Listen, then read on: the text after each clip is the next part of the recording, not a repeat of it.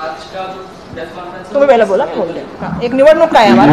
पहले तो चुनाव आयोग के बारे में हम लोग ये कहना चाहेंगे कि कुछ ऐसी घटनाएं आई हैं जो पूरी तरह से महाराष्ट्र के इस चुनाव को चिंता का विषय बनाने की लोकतंत्र के लिए सामने आई।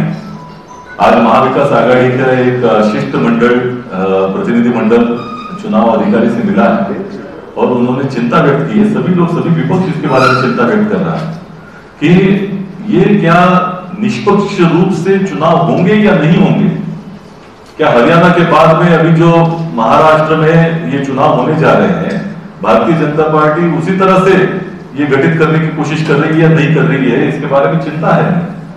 क्योंकि चिखली जो विधानसभा कॉन्स्टिट्यूंसी है उसमें फॉर्म 7 आखिरी मौके पर इस तरह से भरे गए हैं कि जहां कांग्रेस महाविकास आघाड़ी का जो मतदाता है वो ये है कि जो दलित पीड़ित शोषित गरीब समाज का है, जिसमें मागासवर्गीय समाज है, आदिवासी है या मुस्लिम है, माइनॉरिटी से जो मतदाता है, इनके नाम वहां से डिलीट करने की कोशिश की जा रही है फॉर्म 7 भर के। और इसके बारे में पूरी तरह से एक बड़ा षड्यंत्र है और जो पूरे महाराष्ट्र में अपनाया जाने वाला है। पालघर का ऐसा कौन सा व्यक्ति है, हम ये पूछना चाहते हैं, जिसकी एक महारत उसने हासिल की है ऐसे जो षड्यंत्र में, और भारतीय जनता पार्टी और जो ये शिंदे गुट है उसके पीछे खड़ा हुआ है। तो ऐसे ये सभी मुद्दे जो है बहुत ही गंभीर है। ये आपने देखा होगा कि महीना भर चुनाव आगे बढ़ गए और अभी जो वर्षाताई भी कह रही है 1080 एकड़ जमीन ये अदानी के पास पहुंच चुकी है, ये चुनाव 1 महीना आगे बढ़ाने की वजह से। बहुत सारे जमीनियों के जो हस्तांतरण, सरकारी जमीनों के हस्तांतरण भारतीय जनता पार्टी और शिवसेना के नेताओं के पास पहुंच चुके हैं। ऐसे निर्णय लिए जा चुके हैं कि ये 15 अक्टूबर में 3:30 बजे प्रेस कॉन्फ्रेंस होती है और उसके बाद में 359 निर्णय हो जाते हैं और फिर वेबसाइट के ऊपर वो जो GR पहुंच जाते हैं तो उसके बारे में कोई आपत्ति जताता है तो वो सिर्फ ऊपर से वेबसाइट के ऊपर से निकाले जाते हैं, लेकिन वो निर्णय रद्द हुए या नहीं हुए इसके बारे में नहीं बताया जाता है। क्या चुनाव आयोग की सहमति थी इसके बारे में, क्योंकि चुनाव आयोग की सहमति ये पूरी तरह से आवश्यक होती है चुनाव डिक्लेयर होने के बाद, आचार संहिता लागू होने के बाद। तो बहुत सारे गंभीर मुद्दे हमारे सामने हैं और जो ये अभी चिखली मॉडल है ये पूरे महाराष्ट्र में मुंबई के 36 विधानसभाओं में अपनाया जाएगा, ये आशंका हम लोग का संदेह है। चुनाव आयोग ने इसमें स्पष्टता देनी चाहिए। आज हमारा एक शिष्टमंडल वहां गया था, उनके पास आवेदन दिया है इसके बारे में और जो भी मुद्दे हैं उनके नजर में लाने की कोशिश की गई है, लेकिन चुनाव आयोग ने आगे आकर इसमें स्पष्टता दे क्योंकि मतदाताओं में ये संभ्रम है। बाकी मैं इसके बारे में बोलूंगी। मैं आप सबका स्वागत करती हूँ और मैं शुरुआत में जैसे मैंने मराठी में बताया, आज सुबह मेरे साथ एक इंसिडेंस हुआ। जब मैं निकली घर से तो मैं ये कहना चाहती हूँ कि जिस तरह से मैंने एक पत्रकार को कहा कि 2 बजे मेरा प्रेस कॉन्फ्रेंस है, आप प्रेस कॉन्फ्रेंस में आइए, मैं आपके सवालों के जवाब दूंगी।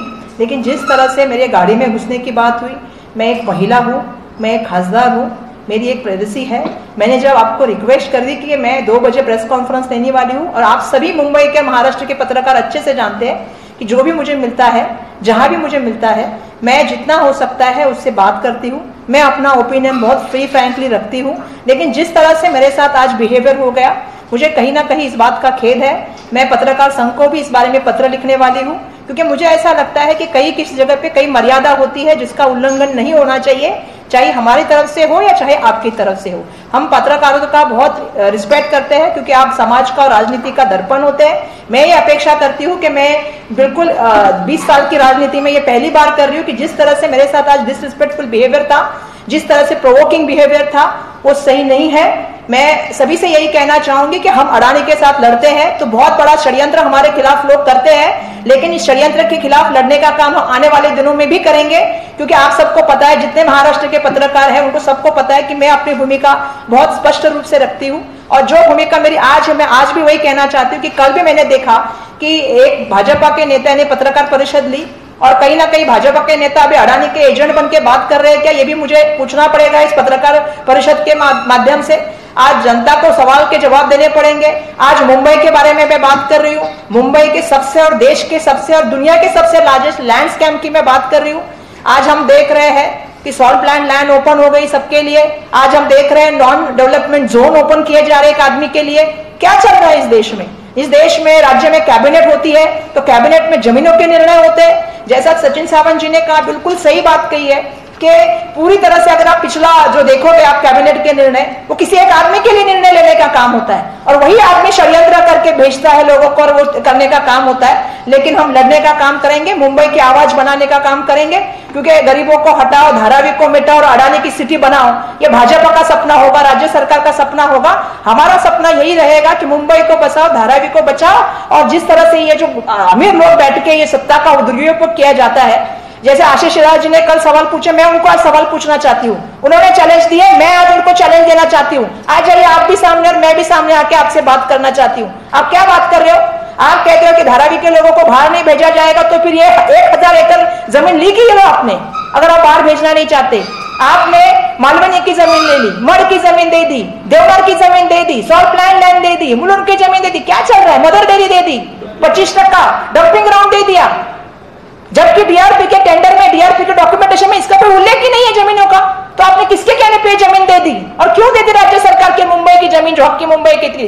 आज मुलुंड के लोग कह रहे हैं हमारी जमीन है, आज मालवनी के लोग कह रहे हैं हमारी जमीन है, कुर्ला के लोग कह रहे हैं हमको गार्डन बना के चाहिए। क्या चल रहा है? वो डंपिंग ग्राउंड में सब आपको मालूम है गैस निकलता है, सब जुडिस मैटर है। तो आपने देवनार की जमीन देने का निर्णय कैसे ले लिया? आपने सॉल्व प्लान लैंड का जमीन देने का निर्णय कैसे लिया? आप 250, 150 एकड़ जमीन दिए जा रहे हैं कैबिनेट में। ऐसा चलता है कि लास्ट कैबिनेट में निर्णय लेना? मेरा उनसे सवाल है पहला तो, एक तो ये विनाश मॉडल है उनका जो चल रहा है मुंबई करके लिए, मुंबई बन के हम ये सवाल आज उनसे पूछना चाहते हैं धारावी के माध्यम से। पहला तो मेरा इनका कहना है कि उनको एफएसआई में कितना मिला है, रियायत में, और इसमें कितना मिला है। एक बार वो हमको, क्योंकि मैंने उप मुख्यमंत्री महोदय का सवाल पूछा है, मुख्यमंत्री को सवाल पूछा, अभी तक मुझे इसका जवाब नहीं मिला है। उनको कितना सेलेबल एरिया मिलने वाला है बताइए, जवाब दीजिए। उसका भी जवाब वो नहीं दे रहे। अब सबसे बड़ी बात है कि वो कह रहे हैं कि किसी को स्थानांतरित नहीं करेंगे। ये वर्षा गायकवाड़ क्या बोल रही है? वो कह रहे वर्षा गायकवाड़ स्वार्थी है। मैं स्वार्थी हूं, मैं मुंबई के लिए स्वार्थी हूं, मुंबई की जमीनों के लिए स्वार्थी हूं, मुंबई के डेवलपमेंट के लिए स्वार्थी हूं, क्योंकि मुलुंड के लोग कह रहे हमें वहां अस्पताल चाहिए, हमें वहां पे हमारी पीएपी चाहिए, तो मैं स्वार्थी हूं उसके लिए। किसी एक आदमी के लिए स्वार्थ करना, मैं मुंबई के स्वार्थ के लिए ज्यादा खड़ा रहना पसंद करूंगी। मैं धारावी के लिए स्वार्थी हूं, क्योंकि धारावी का आदमी ने धारावी बनाई है, 100 करोड़ रुपया वो देश को दे रहा है, और आप धारावी के लोगों को विस्थापित करने की बात कर रहे हैं, तो बिल्कुल मैं स्वार्थी हूं। मैं इस बारे में ये कहना चाहूंगी। मैं उनसे सवाल पूछना चाहती हूँ। वो कहते हैं कि विस्थापित नहीं करेंगे। अरे इंस्टीट्यूट प्रोजेक्ट है, फिर ये जमीन क्यों ली है? मैंने पहला सवाल पूछा। तो फिर 7 लाख लोगों का जिक्र टेंडर डॉक्यूमेंट में कैसे आया? ये किसने लाया? टेंडर डॉक्यूमेंट में 7 लाख लोगों को बाहर भेजना है, या आपने लाया? आशीष शेलार जी, आपकी सरकार ने लाया है। इसका जवाब हमको आपको देना पड़ेगा। दूसरा सबसे बड़ी बात कि धारावी के नाम पे जब धारावी के लोग कह रहे हैं कि हमको धारावी में घर चाहिए, तो ये सब चीजें क्यों हो रही है? और सब जगह पे धारावी के नाम पे जमीन दी जा रही है, और ये बड़े नॉन डेवलपमेंट जोन खोले जा रहे हैं, सॉल्व प्लान लैंड खोली जा रही है, डंपिंग ग्राउंड खोले जा रहे हैं। बड़ा षड्यंत्र है। और तीसरी सबसे बड़ी बात कि मुंबई सिटी में इसका इंपैक्ट क्या होगा? हाईकोर्ट का निर्णय कि हर चीज में इंपैक्ट असेसमेंट रिपोर्ट देना चाहिए। ये यूडी डिपार्टमेंट का भी ध्यान में नहीं है। यूडी डिपार्टमेंट ने तो टीडीआर को भी विरोध किया था, जो मुख्यमंत्री का डिपार्टमेंट है, जो मैंने मुख्यमंत्री के सामने भी सवाल पूछा था। जब अगर मुख्यमंत्री का डिपार्टमेंट इसके मामले में विरोध में था, टीडीआर पॉलिसी और एफएसआई, क्योंकि आप मुंबई के लिए एक पॉलिसी कर रहे हो और अडानी के लिए टीडीआर नई पॉलिसी कर रहे हो। डीसी रूल मुंबई के अलग बिल्डरों के लिए है, अडानी के लिए डीसी रूल अलग है। कौन है अडानी जिसके लिए आपने ये पूरे बना के दिए? और जब विभाग का आपका विरोध था, फिर आपके देश के प्राइम मिनिस्टर के साथ मीटिंग हो जाती है और फाइल साइन हो जाती है। क्या चल रहा है इस राज्य में?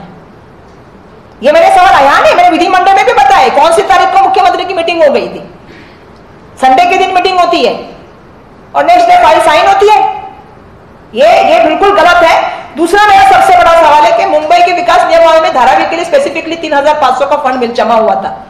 अभी इनको वो नहीं चाहिए, क्योंकि उनको मालूम है कि बाकी सब चीजों में इनको फायदा चाहिए। उनके फायदे के लिए वो बंद करने का काम हुआ। जो हमारी बनी थी बिल्डिंग, जिनको हम परमानेंट शिफ्टिंग देने वाले थे 5 नंबर सेक्टर के लोगों को, उनको उन्होंने टेम्पररी कर दिया, ट्रांजिट स्कैम कर दिया। अभी आप लोगों को यह भी सोचना चाहिए कि अहमदाबाद से बीकेसी 2 में जो ट्रेन बीकेसी में आ रही है, जो बुलेट ट्रेन, उसके पीछे स्वार्थ क्या है? आपको धारावी के आपको बीकेसी 2 करना है। धारावी को आप धारावी के लोगों को विस्थापित कर रहे, स्थानांतरित कर रहे, आप मुंबई के लोगों को जो है वो सब टीडीआर की पॉलिसी आपके लिए बनी जा रही है, 40% टीडीआर आप बेचोगे, उसमें से पहला टीडीआर आपसे खरीदने की मोनोपोली कर रहे हो। क्यों कर रहे हो? जिस सर्वे की बात आशीष शेलार जी कर रहे हैं वो सर्वे कौन कर रहा है? जो भी सर्वे होता है वो सरकारी अथॉरिटी से होता है। ये सर्वे कौन कर रहा है? एक डीआरपीपीएल नाम की प्राइवेट लिमिटेड कंपनी कर रही है, जिसमें गुंडे चल रहे, पुलिस चल रहे, प्राइवेट लोग चल रहे। इस पे हम भरोसा कैसे करें? वहां के लोग तो बहुत अगेंस्ट में है इसके, और मैं देख रही हूं उसके माध्यम से भी प्रचार प्रसार करने का काम चालू है। बेसिकली वो बंद होना चाहिए, हमने इलेक्शन कमीशन को बोला है। तो एक आदमी के लिए, जिसके लिए पूरी पॉलिसी चेंज होती है, जिसके लिए जमीन का बड़ा घोटाला होता है, और वो आदमी को फायदा दिलाया जाता है, और मुंबई के लोगों को विस्थापित करने की बात हो रही है। मुंबई में जगह जगह पे अपनी जो है वो अलग चीज करने की बात हो रही है। और मुझे ये बताना पड़ेगा, ये बहुत बड़ा षड्यंत्र है, और इस षड्यंत्र में मुंबई को बचाना है तो हम सबको साथ में मिलकर आना पड़ेगा। यही मुझे सबसे कहना है। अगर आशीष शेलार जी इस चैलेंज को दे रहे हैं तो उनको भी मैं चैलेंज दे रही हूं, आके बैठ जाइए, एक जगह बैठ के हम दोनों बात करते हैं। एमएसआरडीसी के नाम पे एक लैंड दी गई भाई साहब बीकेसी में, जो उनकी लैंड भी नहीं थी। वो लैंड तुम्हारा की थी, फिर एमएसआरडीसी ने उसमें निर्णय क्यों लिया? एमएसआरडीसी के विभाग के प्रमुख कौन है? तो पवन खेड़ा जी कौन सा गलत इल्जाम लगा रहे? मैं तो मुंबई का एग्जांपल दे दिया आपको। जमीन तो किधर है? बीकेसी के बाजू में है ना, सीलिंग से आते ही बाजू में है, काम चल रहा है, आपको भी पता है। तो बिल्कुल देश कौन चला रहा है? राज्य कौन चला रहा है? राज्य की सरकार चला रही थी या कोई और चला रहा था? कैबिनेट में निर्णय किसके हित के होने चाहिए? लास्ट कैबिनेट आप ले रहे हो तो किसकी चीज होनी चाहिए? आप लास्ट कैबिनेट में देवनार की जमीन दे रहे हो 125 एकड़ की, बराबर है ना? उससे पहले वाले कैबिनेट में आप मालवनी की जमीन दे रहे हो, उससे पहले वाले कैबिनेट में आप 256 एकड़ दे रहे हो। क्यों दे रहे हो? आप तो बोले धारावी को पारा नहीं कर रहे, तो फिर किसके नाम पे जमीन क्यों जा रही है? तो ये बहुत बड़ा षड्यंत्र है। और जो मैंने आज एक्सपीरियंस किया, मैं 3 दिन से एक्सपीरियंस कर रही हूं, मुझे ये कहना पड़ेगा कि आप सबको पता है कि वर्षा गायकवाड़ कैसी है। आप सब पत्रकार मुझे अच्छे से पहचानते हो। मैं आज बोलना नहीं चाहती हूं किसी चैनल का नाम, लेकिन जिस तरह से आज मेरे से व्यवहार हुआ, किसी भी महिला लोकप्रतिनिधि से ऐसा व्यवहार होना नहीं चाहिए। आप पूछ सकते हो, आपका ओपिनियन, आप बाइट मांग सकते हो, बिल्कुल आपका अधिकार है, देना नहीं देना हमें जहां ओपिनियन देना है हम अपना ओपिनियन देते हैं, लेकिन आप हमारे गाड़ी में घुसोगे। मैं तो आज पत्रकार संघ को लिखने वाली हूं, और आप ये करोगे तो ये सही नहीं है।